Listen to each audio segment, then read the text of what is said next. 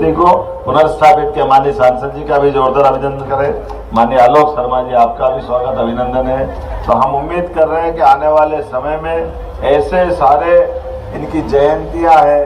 रानी दुर्गावती का 500वां जन्मोत्सव चल रहा है, जिसने अपने 52 युद्ध वो लड़ी है, लेकिन 51 युद्ध में कभी किसी युद्ध में हारी नहीं। वो अकबर के सेना से हो या किसी से भी हो, आखिरी एक युद्ध में उन्होंने अपना आत्म बलिदान करके अपनी उस युद्ध में विभीषिका के माध्यम से भी, जैसे झांसी रानी का इतिहास है, इसी प्रकार से उनका और गौरवशाली इतिहास है। मैं कई सारी बातें बता सकता हूँ, लेकिन उत्सव मेले के माध्यम से ही ये मालूम पड़ती है। हमारे कई सारे मंच के कार्यक्रम जो सांस्कृतिक उत्सव के नाते से जाने जाते हैं, कई प्रकार के रंगारंग कार्यक्रम साहित्य रचना के माध्यम से जाने जाते हैं, लेकिन आज के इस अवसर पर इसी प्रकार से यशस्वी प्रधानमंत्री का जोरदार ताली बजा करके हम सब उनका अभिनंदन करें, माननीय नरेंद्र मोदी जी का, जिनके कारण से भारत की यह गौरवशाली संस्कृति की पताका पूरी दुनिया में फहराई जा रही है, पूरा आनंद में डूबे हुए हैं। तो हम सब भी मिलकर के ऐसे हमारे प्राचीन सारे मेले, उत्सव, पर्व, त्योहार का आनंद भी मनाएं। हमारी सरकार बनने के बाद भी हमने हर त्योहार के अंदर समाज जब मनाता है तो सरकार दूर से क्यों देखेंगी, सरकार को उत्सव का हिस्सा बनना ही चाहिए। इसलिए हमने सरकार बनने के बाद मकर संक्रांति से लगा करके गुरु पूर्णिमा, गुड़ी पड़वा, रक्षाबंधन और अभी कुछ दिन पहले दशहरा, शस्त्र पूजन, तो दशहरे का आनंद आता है और शस्त्र पूजन होना चाहिए। और दीपावली या सच्चे अर्थों में गोवर्धन पूजा से मनाई जाती है। तो हमने कोशिश की है आने वाले समय में भगवान अगर कंस को मारने के बाद उज्जैन नहीं आते, उनकी शिक्षा दीक्षा अगर नहीं होती, तो गीता जैसे पवित्र ग्रंथ की शायद शंका थी हमारे मन में कि क्या होता है। तो हमने तय किया गीता जयंती भी धूमधाम से मनाएंगे। 11 दिसंबर को गीता जयंती होगी। अरे गीता का पवित्र ग्रंथ जो सदैव कर्मवाद की प्रेरणा देता है, वो इससे बच सकता है। ऐसे में जिनके मन छोटे हैं वो जो कहेंगे कहने दो, राजनीति है, हमको उनकी सुनना है, लेकिन करना वही है जो तय कर लिया है। तो हम सब मिलकर के इस मेला संस्कृति, उत्सव संस्कृति, हमारे गौरवशाली इतिहास और सनातन धर्म के लिए जो बन सकेगा जरूर करते रहेंगे। पुनः इस अवसर पर, मेले के उद्घाटन के अवसर पर आप सबको बधाई, बहुत बहुत धन्यवाद। बोलिए गोपाल कृष्ण भगवान की।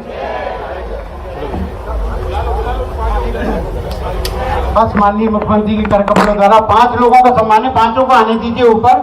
आदरणीय प्रहलाद अग्रवाल साहब, आदरणीय महेंद्र चौधरी साहब, आदरणीय ओम प्रकाश सिंबल, आदरणीय महेंद्र इंजीनियर साहब, आदरणीय संतोष अग्रवाल साहब और सुखदेव अठोत्रा सर। ये वो लोग हैं जिन्होंने मेला बनाया, वर्षों से सेवा करके, उनका सम्मान है। 1 मिनट के लिए बस माननीय मुख्यमंत्री जी उनका सम्मान करें। आदरणीय भूमिका के आप बैठ जाइए, सब लोग बैठ जाइए। बहुत यशस्वी हमारे अध्यक्ष जी, जिनकी मेहनत से, जिनकी लगन से पूरी मेला समिति काम करती है, आदरणीय मनमोहन अग्रवाल साहब के लिए भी एक बार जोरदार ताली बजा दीजिए। उनके कुशल नेतृत्व में हमारा मेला ऊंचाइयां छू रहा है। और मैं आदरणीय मनमोहन, चुनाव का 2 दिन का 17-18 महाराष्ट्र और झारखंड का चुनाव का टाइम बचा है, और इसके कारण से हमारी रात की बैठक भी है और कल भी दिन भर कार्यक्रम अलग अलग लगे हैं। लेकिन चूंकि मैंने कमिटमेंट किया था कि मैं आऊँगा जरूर, भले 2-4 मिनट 5 मिनट के लिए आऊँगा।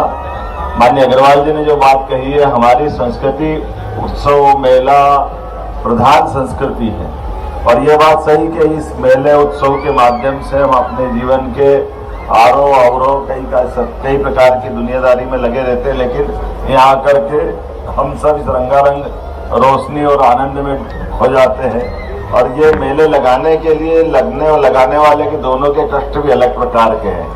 इसलिए हमने तो कोशिश की है, पहले हमारी सरकार ने मेला विकास प्राधिकरण का गठन किया है।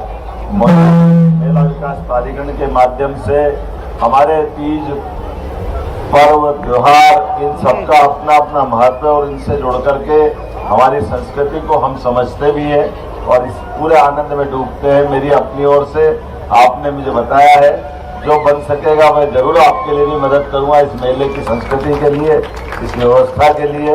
आज स्मार्ट सिटी के माध्यम से तो ये कुछ निर्माण कार्य हुआ है, लेकिन आने वाले समय में और आप जैसा अपन चाहेंगे जरूर करेंगे। मैं पुनः केवल अपनी ओर से आपको जानकारी जरूर देना चाहूँगा, हमने कोशिश की है कि भोपाल की अपनी पहचान मध्य प्रदेश की राजधानी होने वाली पहचान के रूप में स्थापित होना चाहिए। इसलिए अतीत का वो स्वर्ण गौरवशाली पृष्ठ वो हम सब अपने इस भोपाल में देखना चाहेंगे, क्योंकि जब हम मध्य प्रदेश की बात करते हैं तो मध्य प्रदेश का कई सारे गौरवशाली पृष्ठ इससे हमारे इसके हिस्से में भी आते हैं। राजा भोज की नाम पर निर्मित हमारी ये भोपाल, इस भोपाल के साथ हमारा गौरवशाली अतीत विक्रमादित्य से भी जोड़ता है, भगवान कृष्ण से भी जोड़ता है। 5000 साल पहले मध्य प्रदेश में आकर के उनने शिक्षा ग्रहण की। भगवान ने वनवास काल अगर अयोध्या के बाद निकल करके कई समय बिताया तो चित्रकूट धाम में बिताया, और रानी दुर्गावती से लेकर अहिल्या माता तक ऐसी वीरांगना भी हमारे यहाँ इस मध्य प्रदेश की धरती से देश और दुनिया में जानी गई है।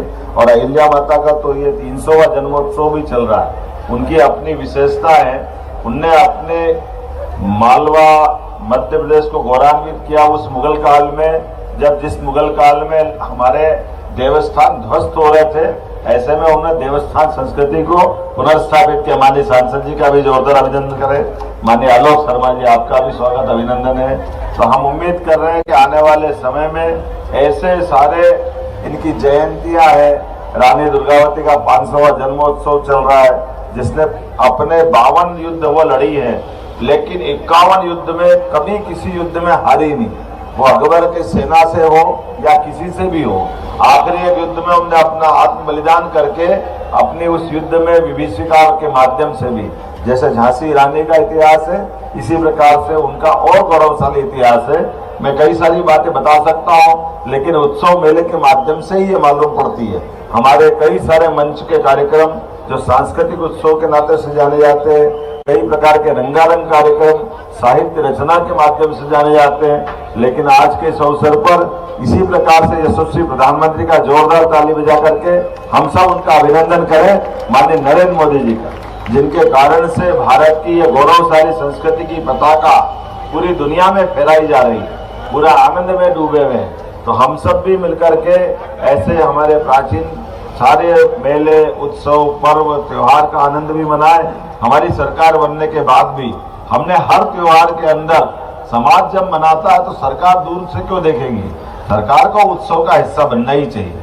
इसलिए हमने सरकार बनने के बाद मकर संक्रांति से